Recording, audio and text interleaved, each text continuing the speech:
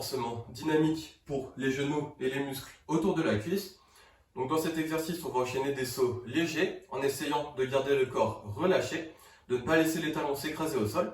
Donc si les talons touchent légèrement le sol, c'est pas grave, mais l'objectif c'est d'enchaîner les sauts en restant principalement en appui sur l'avant des pieds. Et à chaque saut également, on va essayer de fléchir les hanches et les genoux. Si jamais on a des douleurs aux genoux, on peut limiter un petit peu la flexion au départ. Puis au fil du temps, si on se sent à l'aise, on pourra faire des sauts, on descendra un peu plus bas sur les jambes. Et l'objectif dans cet exercice, c'est d'enchaîner donc des sauts légers, un peu en freestyle. Donc on peut faire des sauts d'avant en arrière, d'un côté à l'autre, en tournant ici avec des rotations. On peut faire aussi des sauts en diagonale, on peut varier l'écart entre les pieds, on peut varier aussi l'orientation des orteils. Donc on peut faire des sauts avec les orteils orientés vers l'extérieur, directement vers l'avant ou vers l'intérieur. On peut aussi varier la distance entre chaque saut ou la hauteur qu'on va mettre à chaque fois.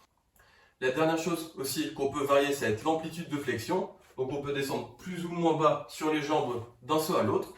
Et on va chercher à faire en sorte que chaque saut soit différent des autres, sans forcément chercher à mettre beaucoup d'intensité. Donc on va juste faire des sauts légers en essayant de varier à chaque fois le saut qu'on fait.